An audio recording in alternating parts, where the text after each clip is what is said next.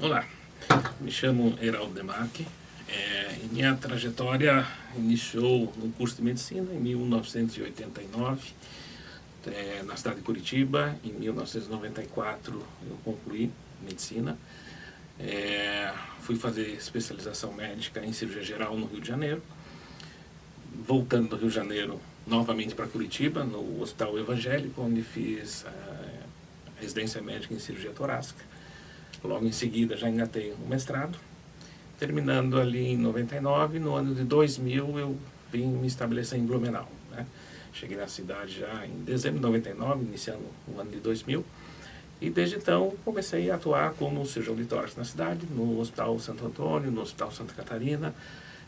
Em seguida comecei a dar aula na FURB, né, em duas cadeiras na área médica. E desde então venho me dedicando à cidade de Blumenau na minha área de especialidade. E com o tempo eu acabei encontrando a medicina integrativa no caminho, né, onde, fazendo a minha própria especialidade, eu senti algumas dificuldades de tratamentos que eu sempre ofereci, como cirurgia, quimioterapia, radioterapia, né? Em cirurgia de tórax a gente trabalha muito com câncer de pulmão, câncer de via aérea. E esses tratamentos bastante agressivos, obviamente, são necessários, né? E eu tinha bastante dificuldade de cuidar do paciente com esses tratamentos que a gente fazia. Pacientes que emagreciam, não conseguiam se alimentar, não conseguiam ter uma qualidade de vida durante o tratamento, né?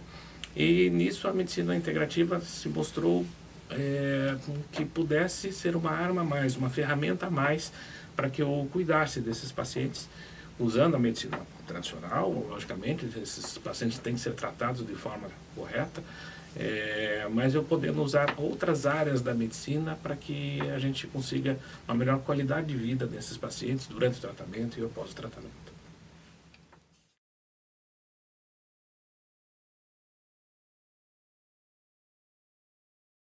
Bom, é importante a gente esclarecer que a medicina integrativa no Brasil ela não é uma especialidade médica, né? Tá? Ela é uma abordagem realmente, uma maneira de você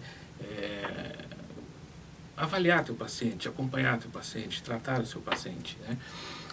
Nos Estados Unidos ela é como uma especialidade médica, e no Brasil ela vem realmente como uma abordagem, tá? Todo médico pode ser médico integrativo dentro da sua especialidade, isso não há impedimento nenhum. Basta ele querer voltar a estudar novamente fisiologia, estudar fisiopatologia, ou seja, maneiras um pouco diferentes também de avaliar e de tratar o seu paciente, né? Tá? Então, na medicina integrativa, a gente tira uma anamnese, que a gente chama, né? Uma anamnese bastante longa desse paciente. Eu gosto de comparar a medicina integrativa muito com o médico da família de antigamente, né? O médico da família conhecia o paciente, conhecia a família, conhecia a casa, conhecia como funcionava essa família toda naquele paciente que estava inserido na família. Logicamente, hoje, com a evolução, a gente não consegue ter todo esse aspecto do médico da família lá do interior que ia visitar o paciente na sua casa, mas a gente consegue, através de uma boa anamnese, de uma conversa, saber como esse paciente está inserido na sociedade, como que ele está se alimentando, como que ele está vivendo, é muito estresse, menos estresse, está dormindo direito, não está, ou seja, a gente vai tentar avaliar como um todo, né? E não só, eu costumo brincar com meus pacientes assim, você não é um fígado que anda, você não é um pulmão isolado que respira, você é um corpo inteiro, né? E que o pulmão funciona junto com o fígado, junto com o joelho, junto com o pé, junto com a cabeça. A gente, na medicina tradicional, a gente separa os órgãos, os tecidos, muito para estudar. E é importante essa separação para ele poder estudar e entender cada vez mais. Mas na hora de a gente olhar para o paciente e tratar, na minha opinião, e a medicina integrativa para mim foi importante isso, é que a gente volta a unir todo esse corpo novamente e tentar olhar para o paciente como um indivíduo único.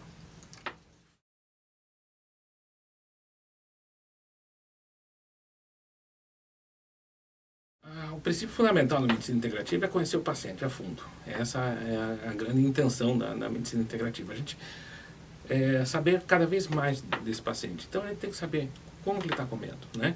O que ele está comendo, desde quantidade, qualidade, com o que ele está cozinhando, como é que são as horas de sono dele, são adequadas, vai dormir tarde, vai dormir cedo, consegue ter um sono de qualidade, como é que está o estresse dele, né? Como é que está a vida em geral desse paciente, tá? Não somente o nome da doença que ele tem, né? Porque muitas vezes o paciente vem com uma doença X, o outro vem com a mesma doença, o outro vem com os mesmos X's, digamos assim, mas essas doenças se apresentam de forma individual, muito diferente de um paciente para outro, né? Então, a gente olhar simplesmente o nome do diagnóstico da doença e tratar de forma igual a todos, não me parece ser o mais correto. E sim a gente individualizar, né? Saber como que está a relação desse paciente até com a própria doença. Se essa família tem dá suporte para esse paciente ou se não, ele não tem suporte, ou seja, são muitas variáveis que a gente avalia dentro da medicina integrativa para tentar integrar um tratamento cada vez mais individualizado para aquele paciente, mesmo que a doença dele tenha nome comum em outros pacientes também.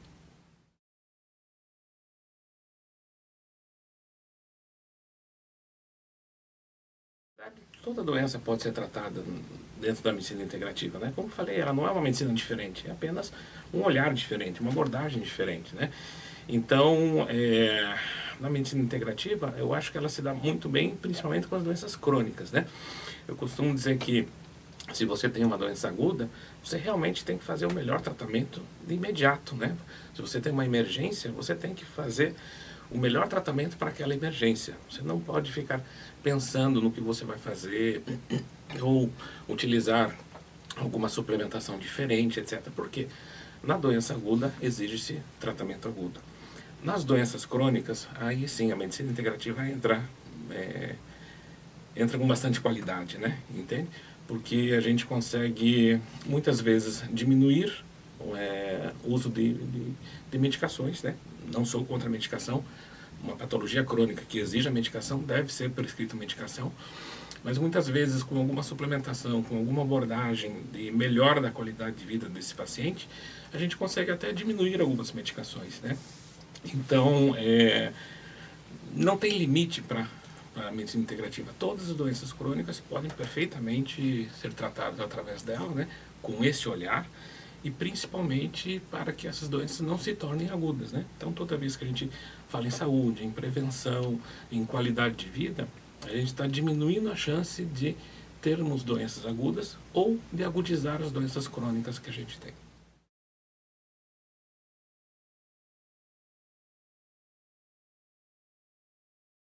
Bom, dentro da medicina integrativa, a gente trabalha muito com o que a gente chama de mecanismos de doença, né? A gente não trabalha com o nome final da doença, até porque um paciente que tem Parkinson é muito diferente de outro com a mesma doença chamada Parkinson, né? Os sintomas, existem algumas semelhanças, mas existem muitas diferenças entre esses pacientes. Então, a gente tenta não se ater simplesmente ao nome final da doença, né? E sim os mecanismos que levaram àquela doença. Então, muitas vezes eu recebo pacientes para a gente trabalhar com prevenção, eles não têm uma doença ainda estabelecida, né? Mas ele tem mecanismos de doença, muitas vezes já disparados, que a gente diz assim, algum mecanismo de doença do tipo imunológico, algum mecanismo inflamatório, algum mecanismo oxidativo, ou seja, a gente vai olhar para a bioquímica de como funciona aquele paciente para saber para que lado está indo a saúde ou para que lado está indo as futuras doenças dele, né? Fazer uma avaliação genética, ver o que está acontecendo que repete na família, né? E junto com isso a gente vê, bom, esse paciente eu preciso trabalhar mais com alguma suplementação e alimentação, esse com atividade física, ou seja, abordagens que a gente consiga cada vez mais, com menos medicação, ter uma prevenção de saúde e qualidade de vida.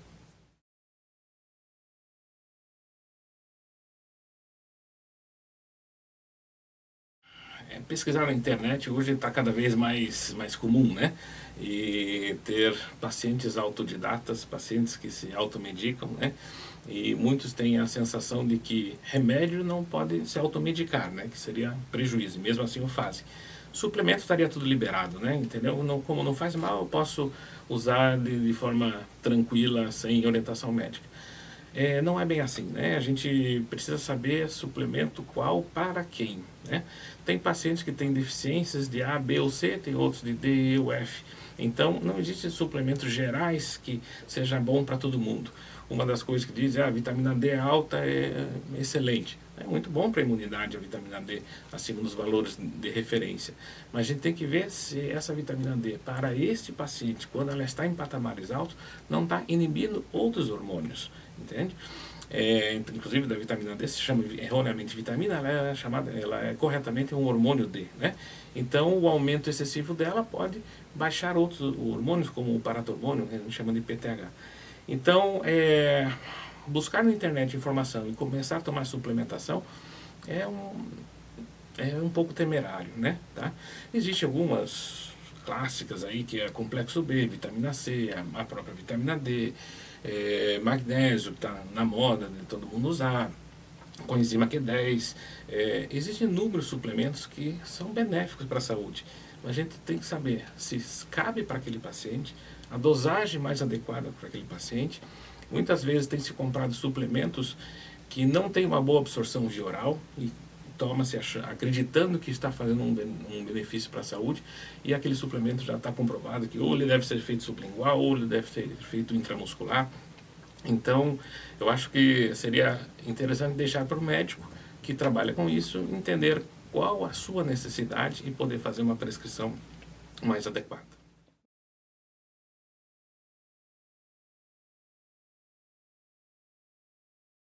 Como eu falei, a medicina integrativa é a medicina tradicional, né? É uma medicina onde a gente vai avaliar o paciente, uma abordagem um pouco diferente. A intenção da medicina integrativa é conhecer mais o paciente, né? Tanto que as nossas consultas geralmente duram uma hora e meia, né? Em geral, na medicina integrativa, a gente conversa bastante com o paciente, com familiares, para entender o todo, né? Então, contraindicação na medicina integrativa, não. O que a gente tem que entender é que a medicina é uma só, né? Em doenças agudas você tem que tratar e traçar planos terapêuticos para doença aguda, entendeu? Então, se você tem uma apendicite, você não vai usar uma suplementação para uma apendicite, você vai indicar uma cirurgia. Se você tem um infarto, você tem que fazer um procedimento cardiológico para que você saia dessa, entende? E não é na hora do infarto, vamos usar a suplementação para que... Não, você pode até usar no pós para auxiliar, mas a doença aguda, tratamento agudo. A doença crônica nos dá mais chance de acompanhar esse paciente. Mas também, né, Heraldo, a medicina integrativa, ela pode auxiliar muito o paciente depois de uma agudização de uma doença, né? Para prevenir que venha outra coisa. Ela pode, como eu falei, ela pode prevenir de você não agudizar a tua doença crônica, né? E pode te ajudar a diminuir a chance de você reagudizar. Então, muitas vezes, hoje na cardiologia, é muito visível isso, né? Pacientes que têm infarto fazem os tratamentos tradicionais que devem ser feitos, e, né, isso é muito importante. E no pós-infarto, eles têm um acompanhamento, além do seu cardiologista, com um cardiologista integrativo, né? Onde ele usa bastante suplementações no pós-infarto, diminuindo a possibilidade de ter um novo infarto num período curto de tempo, entende? Então, logicamente, ele vai ter que fazer atividade física, ele vai ter que cuidar da alimentação, ou seja, tudo que a medicina integrativa vem martelando e pregando para que melhore a qualidade de vida desse paciente.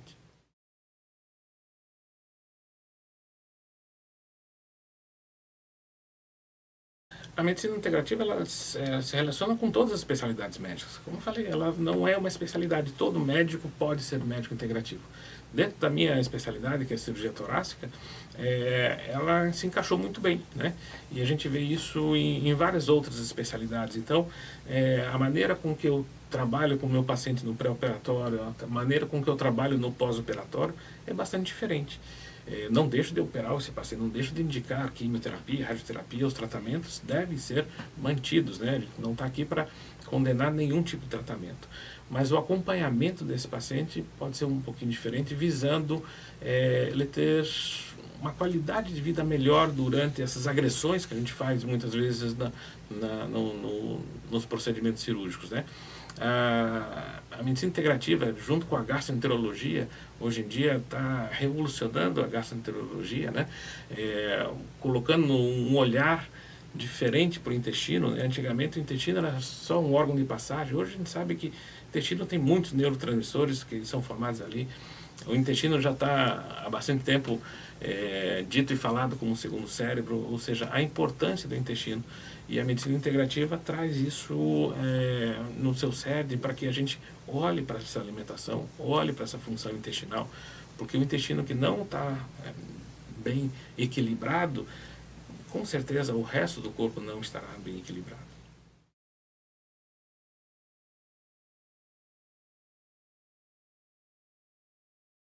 Eu poderia dar exemplo de muitos pacientes, né? Tá? Isso a gente vê no dia a dia no consultório, na nossa clínica. O que nos chama muita atenção é os pacientes com câncer, pacientes com neoplasia. Como eu falei, muitas vezes a gente faz alguns tratamentos agressivos nesses pacientes, né? E existe uma tendência deles terem, após quimioterapia, bastante náusea, bastante vômitos, dor neoplásica, emagrecimento, perda muscular, entende? Então, com a medicina integrativa, a gente vai tentar, muitas vezes, abordar esse paciente para que ele não tenha tanto esses efeitos colaterais, né? Um exemplo simples que nós podemos conversar mais tarde é o uso do canabidiol, CBD, né? Entende? Então, em pacientes com neoplasia, ele melhora o apetite, ele melhora a náusea, melhora a depressão nesses pacientes, ou seja, traz uma qualidade de vida importante para esse paciente, né? Suplementação com aminoácidos, com outras coisas importantes para esse músculo, né? Porque senão a gente só agride o paciente nesse tratamento, tentando a cura desse câncer, e muitas vezes esquece um pouco de dar suporte para esse corpo aguentar esses tratamentos, né? Então, a quimioterapia e a radioterapia são excelentes formas de tratar um câncer, mas muitas vezes eles judiam tanto do paciente que o médico assistente tem que parar a quimioterapia, tem que parar a radioterapia, dar um tempo para esse corpo se restabelecer. Quando a gente está junto com a medicina integrativa, acompanhando esse paciente, em geral ele tem uma resposta melhor, ele consegue fazer os tratamentos de forma mais prolongada, porque a gente está tentando otimizar esse corpo, esse todo, né, para que aguente realmente os tratamentos.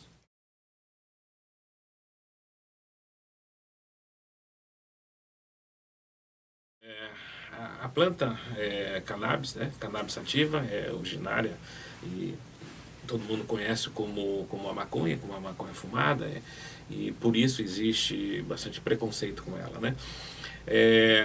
Da cannabis existem duas substâncias principais que podem ser extraídas. Um é o CBD, que é o canabidiol, e outro é o THC, que é tetrahidrocannabinol. Esses dois componentes, como forma de óleo, como forma de medicamento, tem se mostrado em vários estudos cada vez mais eficácia nos tratamentos, tá? Então a gente deve separar um pouquinho o canabidiol, né? Ele não traz a euforia, e o THC é o que traz a euforia e o vício digamos assim, da maconha fumada, né? Então, os pacientes que usam exclusivamente canabidiol, eles não têm os efeitos euforizantes, viciantes que teria se usassem o THC. Existem alguns óleos que a gente usa uma pequena quantidade de THC. Para algumas doenças, a gente usa o CBD isolado, na maioria delas. Para algumas, a gente usa CBD com um pouco de THC, tá? Porque é importante os efeitos colaterais até do THC presente, né? Então, além disso, tem outros terpenos, outras substâncias, né? Então, esses óleos de canabidiol hoje estão revolucionando a medicina, porque na década de 90 descobriu-se, através de pesquisas, né, que nós temos um sistema endocannabinoide, né? Então nós funcionamos através também de um sistema endocannabinoide. Nós produzimos endocannabinoides que mexem no nosso sistema imunológico, mexem no nosso sistema oncológico, que nem sabia que existia antes, nosso sistema de defesa. E um dos principais endocannabinoides que nós produzimos chama-se anandamida. E quando há uma dificuldade dessa substância de chegar no receptor canabinoide, que é chamado CB1, CB2, isso tudo se descobriu na década de 90, né? Ou por menor quantidade de anandamida, ou porque esses receptores realmente estão com dificuldades de receber essa substância. Quando você oferta canabidiol, ou seja, canabinoides externos, você consegue atingir esse sistema imunológico, sistema oncológico, sistema de interface, ou de interligação do corpo humano, né? Então, cada vez mais está aparecendo doenças que, com o uso do CBD, com óleo rico em CBD, tem se beneficiado desses tratamentos. E quais são essas doenças? O CBD está liberado no Brasil desde 2017, né? E a liberação conseguiu-se principalmente o trabalho de mães de autistas, né? Onde alguns casos desses pacientes, eles tinham muita crise convulsiva. E lá fora já tinha se mostrado que o canabidiol, para a crise convulsiva, ele diminuía muito as crises, né? Então, houve uma comoção entre mães de crianças que tinham autismo e tinham crises convulsivas, né? E conseguiram, através de uma batalha judicial, importar o óleo, e hoje em dia está liberado para venda no Brasil, né? Então, a gente não fala para usar o canabidiol como o primeiro tratamento para a crise convulsiva. Não, existem várias medicações de escolha para a crise convulsiva. Porém, quando essas medicações, ou a associação delas, ainda não está conseguindo fazer com que esse paciente não tenha mais crise convulsiva, aí sim você pode associar o canabidiol, né? Então a gente vê pacientes que têm 30, 40, 50 crises convulsivas por dia, né? Usando medicação. Com o canabidiol, isso ele diminui a quantidade de crises, muitas vezes ficando sem crises convulsivas e podendo diminuir outras medicações que também têm efeitos colaterais. Então, assim, uma das primeiras indicações seria a crise convulsiva refratária, né? Que é aquela que você não consegue tratá-las com a medicação tradicional, tá? Todos os tipos de neoplasia, hoje está se vendo o uso do CBD é importante para atuar diretamente no câncer. Não estamos dizendo cura do câncer através do CBD, não, mas ele ajudar as outras medicações que estão tentando combater o câncer e também ajudar nos efeitos colaterais dos tratamentos oncológicos, tá? Todas as doenças autoimunes, né? Artrite reumatoide, esclerose múltipla, eu tenho inúmeros trabalhos mostrando o canabidiol para a esclerose múltipla, né?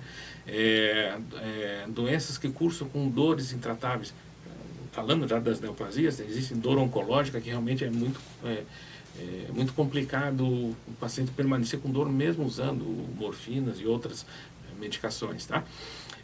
Hoje cada vez mais está se ampliando o leque de tratamentos. Fibromialgia, né? Então, a fibromialgia é um capítulo à parte da medicina, né? Onde é difícil achar exatamente a causa. A fibromialgia de A é totalmente diferente da fibromialgia de B, então o canabidiol tem entrado com força no tratamento da fibromialgia.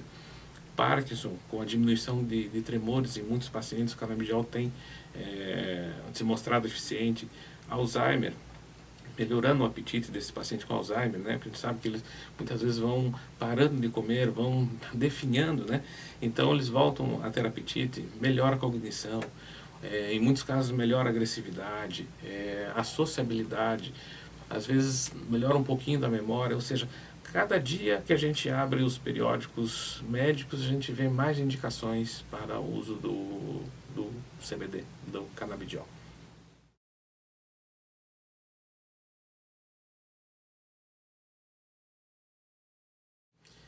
O que eu poderia dizer para os pacientes assim, não tenham preconceito. Vão atrás da informação, vão conversar com médicos que fazem prescrições de canabidiol, né? O uso do óleo rico em canabidiol, ou mesmo óleo que tem um pouco de THC, não tem nada a ver com a maconha fumada. Não tem um estabelecimento de vício, né? Não há necessidade de retirar o tratamento que o paciente está fazendo. É um tratamento concomitante que pode vir ajudar, né? É um tratamento que a gente começa com doses muito baixas e vai aumentando com o passar do tempo, de acordo com a melhora do paciente, né? Então, diferente de outras drogas, onde você estabelece miligramas 2, 3 vezes ao dia, não, o canabidiol não. Para cada paciente a dosagem é diferente, tá? e você vai tateando essa dose. Então, o médico que prescreve canabidiol, ele tem uma proximidade muito grande com o paciente, porque a cada 2, 3 semanas a gente entra em contato com o paciente, quer saber como é que está a evolução, para saber se a gente vai aumentar a dose, vai diminuir a dose, como estão os efeitos colaterais, como estão os efeitos benéficos, né? E quanto mais uso o canabidiol, mais eu vejo esses casos onde os pacientes melhoram muito a qualidade de vida. Então, ela entra muito bem como um tratamento complementar. O paciente faz o tratamento tradicional e entrando com o canabidiol, ele tem uma qualidade de vida bastante grande nessas doenças.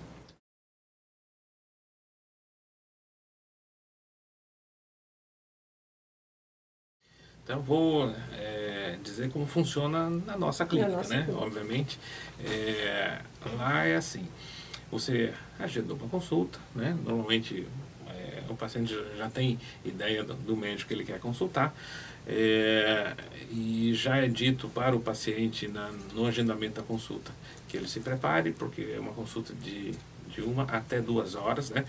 Então, porque muitos pacientes no início a gente não avisava, eles chegavam lá com 15 minutos para a consulta, né? E porque depois eles tinham outra consulta ou um outro compromisso, reunião no trabalho deles. Então, hoje a gente já deixa bem claro que ele vai chegar lá e vai ser ouvido por bastante tempo. Então, que ele separe uma manhã ou uma tarde para aquela consulta, né? Nessa consulta, nós vamos tentar avaliar esse paciente, como eu já falei, avaliar como um todo esse paciente, né? Conhecer bem a história dele, fazer uma anamnese completa, entender se ele está buscando por alguma doença, né? Como iniciou essa doença, quais foram os fatores desencadeantes, se ele está procurando a medicina integrativa para a prevenção, então a gente vai tentar achar os mecanismos de adoecimento dele, digamos assim, para tentar prevenir qualquer doença futura que possa vir a ter, né? E a gente não tem bola de cristal, não sabe quando essa doença vai aparecer, mas se a gente conseguir adequar a qualidade de vida para esse paciente, que é o primordial para a medicina integrativa, a gente fazer com que essa doença se arraste para mais longe, para mais velho, né? E apareça quanto mais velho possível, se ela realmente tiver que aparecer. Então, com essa avaliação primária desse paciente, a gente vai solicitar vários exames laboratoriais, que a gente vai avaliar esses exames na consulta de retorno. Mesmo na avaliação do paciente, a gente vai querer saber exatamente o que ele come, o horário que ele come, quantidades, como ele dorme, como é que ele vive. Ou seja, a gente tem que entender, eu sempre digo assim, que a gente tem que se tornar especialista naquele paciente, né? Então, e quanto mais a gente vê esse paciente, mais a gente pergunta para esse paciente, ele retorna, e mais uma vez, etc., a gente vai conhecendo como funciona aquele paciente, quais são as dores dele, né? Aonde que a gente pode atuar e melhorar a qualidade de vida desse paciente. Então, eu digo que a gente vai se tornando cada vez mais especialista naquele paciente. Então, no início, normalmente a gente consegue alguns bons resultados, obviamente, mas com o passar do tempo a gente vai melhorando ainda mais esses resultados, porque a gente vai conhecendo como esse paciente funciona. A nossa consulta de retorno é novamente uma consulta de 1 hora e meia, às vezes até 2 horas, porque a gente vai avaliar os exames que a gente solicitou na primeira consulta. Normalmente eu analiso os exames junto com o paciente para ele entender um pouco. Eu sei que muitas das coisas que a gente fala o paciente não consegue absorver, mas aos poucos ele vai entendendo também sobre os exames dele, em que situação está, como vai ser a evolução. Eu sempre digo para os meus pacientes que eu vou tentar colocar o conhecimento sobre a sua saúde nas suas mãos. A partir do momento que você souber aquilo que te faz bem, aquilo que te faz mal, etc., a partir daí você decide se você quer continuar tendo essa melhoria dessa qualidade de vida ou não, né? Então, na nossa consulta e retorno, realmente a gente fica conversando bastante, porque é ali que a gente vai ter a noção do que será o tratamento, futuro tratamento desse paciente. Então, olhando toda a anamnese desse paciente, agora com exames bioquímicos na mão, exames de imagem, se houver necessidade, a gente vai estabelecer, na nossa visão, qual seria o melhor tratamento para esse paciente.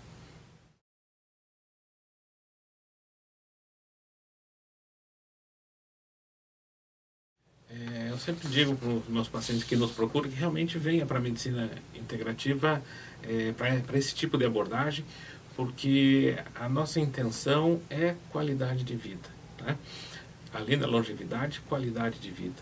Então, se você já ouviu falar sobre a medicina integrativa, tem algum conhecido que realmente faz uso de suplementações e de orientações médicas para melhorar a qualidade de vida, venha experimentar realmente, tá?